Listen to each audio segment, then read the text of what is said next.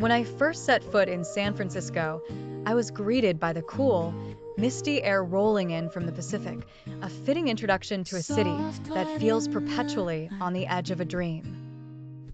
The Golden Gate Bridge loomed in the distance, its iconic rust-red structure shrouded in a delicate layer of fog, making it appear almost otherworldly. This was the San Francisco I had always imagined, a place where natural beauty seamlessly blends with urban charm. My first stop was the bustling Fisherman's Wharf. The smell of fresh seafood wafted through the air, mingling with the salty breeze from the bay. I couldn't resist trying a classic sourdough bread bowl filled with creamy clam chowder, a comforting dish that warmed me from the inside out as I strolled along the pier. Sea lions basked lazily on the floating docks, their playful barks echoing across the water, adding a lively soundtrack to the scene.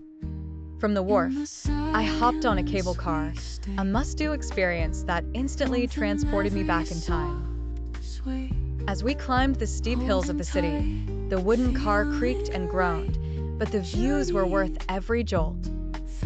Looking out over the city, I was struck by the contrast between the tightly packed Victorian houses, their pastel colors gleaming in the sun, and the sleek, modern skyscrapers downtown. I disembarked at Lombard Street, known as the crookedest street in the world. Walking down the sharply winding road, I marveled at the skill it must take to navigate it by car. Lush gardens lined the street, adding bursts of color to the already vibrant neighborhood. It was a perfect spot to pause and take in the unique charm of San Francisco's architecture.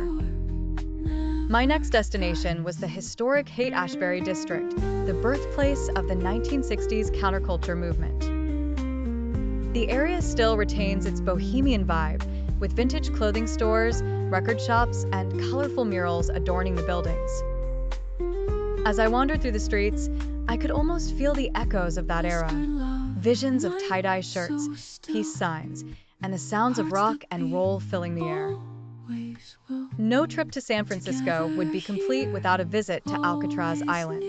I took a ferry across the choppy waters of the bay, the city's skyline gradually receding as the infamous prison loomed closer. Walking through the cold, gray cells, I felt a shiver down my spine as I imagined the lives of the prisoners who once called this place home.